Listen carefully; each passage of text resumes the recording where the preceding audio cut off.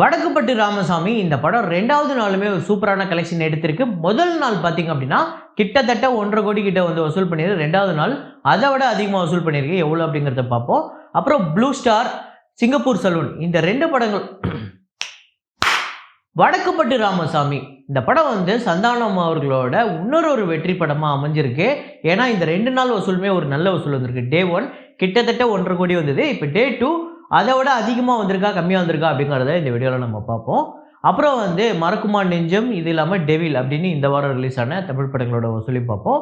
போன வாரம் ரிலீஸ் ஆன சிங்கப்பூர் சலூன், ப்ளூ ஸ்டார் வந்து நேற்று 10வது நாள் கூட பெரிய வசூல் எடுத்திருக்கு. எவ்வளோ அப்படிங்கிறத பார்ப்போம். அப்புறம் வந்து ஃபைட்டர், அயலான், கேப்டன் மில்லர் இந்த படங்களோட வசூலையும் பார்ப்போம். ஸோ வீடியோக்களை போகிறதுக்கு முன்னாடி நம்ம சேனலை நீங்கள் சப்ஸ்கிரைப் பண்ணல அப்படின்னா பண்ணிவிடுங்க. பக்கத்தில் இருக்க பெல் ஐக்கனை ப்ரெஸ் பண்ணிவிடுங்க. வாங்க வீடியோக்குள்ளே போகலாம்.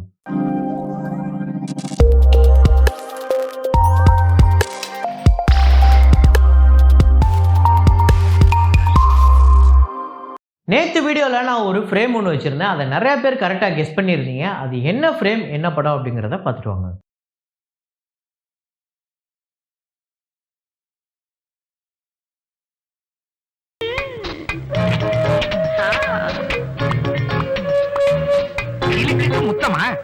ஆமாங்க, ராமநாராயணன் அவர்களோட இயக்கத்தில் வந்து ஆடிவெள்ளி படம் தான். இந்த படம் வந்து உண்மையிலே வேற லெவல் ஓடிச்சு. என்னன்னா 175 நாளோ என்னமோ சில்வர் ஜூப்ளி சென்னையில் மட்டுமே இந்த படம் வந்து தியேட்டரில் ஓடின ஒரு படம்.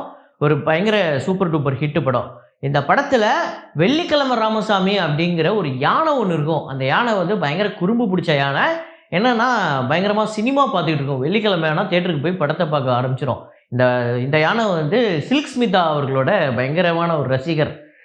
ஸோ இன்றைக்கி தான் மார்க் ஆண்டனி பார்த்துட்டு 2K கிட்ஸ்லாம் மாறி இருக்காங்க. ஆனால் இவர் அப்போவே சில்க் ஸ்மிதாவோட தீவிர ரசிகர். போஸ்டரை பார்த்தா போய் அப்படியே நின்றுவார். ஸோ அதை கரெக்டாக கெஸ் பண்ண முதல் 5 பேர் வர்ஷினி விஜய் அப்படிங்கிறவங்க, விமல்ராஜ், கந்தசாமி, குகன்ராஜ், அப்புறம் விஜிபி. இந்த 5 பேர் தான் வந்து முதல்ல கரெக்டாக கெஸ் பண்ணியிருக்காங்க. ஸோ அப்புறம் இன்றைக்கி ஃப்ரேமை பார்க்குறதுக்கு முன்னாடி நான் உங்ககிட்ட ஒரு சும்மா சுருக்கமாக பேசிட்டு போயிடுறேனே. என்னென்னா நிறையா பேருக்கு வந்து ரொம்ப பிடிச்ச செக்மெண்ட் அப்படின்னா இந்த ஃப்ரேம் வைக்கிறது தான். நிறைய பேர் ஆர்வமாக வந்து ஸ்டார்டிங்கில் கமெண்ட் போடுவீங்க. நானுமே வந்து எனக்கு ரொம்ப பிடிச்ச ஒரு ஃப்ரேமை தேடி வந்து வைக்கிறதுல எனக்குமே ரொம்ப ஆர்வம். ஸோ இது கிட்டத்தட்ட எல்லாருக்கும் பிடிச்ச ஒரு விஷயம். மேபி ஒருத்தர் 2 பேருக்கு பிடிக்காமல் இருக்கலாம். மேபி ஒரு 5 பேர் 10 பேர் கூட பிடிக்காமல் இருக்கலாம். அந்த 10 பேருக்காக இந்த ரொம்ப எல்லாரும் விரும்பக்கூடிய ஒரு செக்மெண்ட்டை மாற்றவும் முடியாது. அதையும் தாண்டி இது எனக்கு தனிப்பட்ட முறையில் பிடிச்ச செக்மெண்ட். இது வந்து ஒரு வீடியோ தான், ப்ரீமியரோ இல்லை ஒரு லைவோ கிடையாது. இதில் நீங்கள் உங்களுக்கு தேவையில்லாததை நீங்கள் கடந்து போகலாம். அதுக்கான ஆப்ஷன் இருக்குது. ஸோ அதனால் நீங்கள் கடந்து போயிடலாம், ஒன்றும் பிரச்சனை இல்லை. ஸோ இன்றைக்கான ஃப்ரேமை பாருங்கள், கெஸ் பண்ணுங்கள்.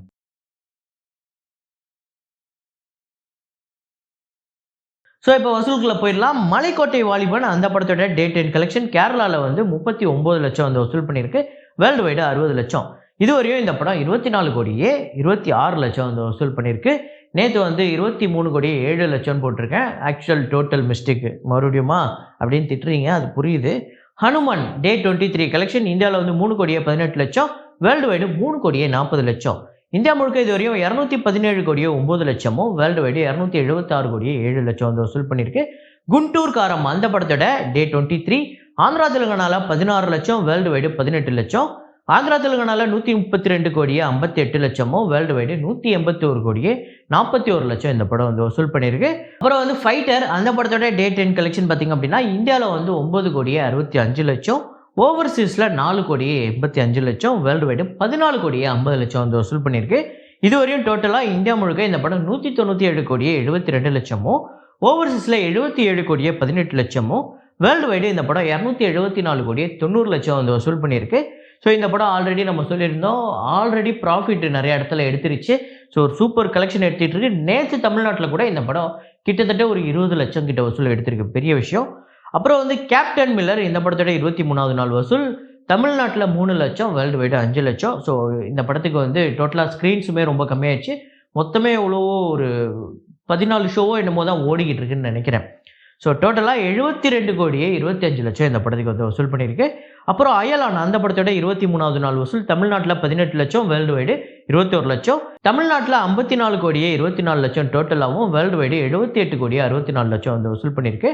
அப்புறம் சிங்கப்பூர் சலூன் அந்த படத்தோட டே 10 கலெக்ஷன் தமிழ்நாட்டில் 29 லட்சம், வேர்ல்டு வைடு 34 லட்சம். தமிழ்நாட்டில் 8 கோடியே 47 லட்சமும் வேர்ல்டு வைடு 9 கோடியே 29 லட்சம் இந்த படம் வந்து வசூல் பண்ணியிருக்கு. ஸோ இந்த படமுமே கிட்டத்தட்ட அந்த 90% ரெக்கவரி கிட்ட வந்துடுச்சுங்க.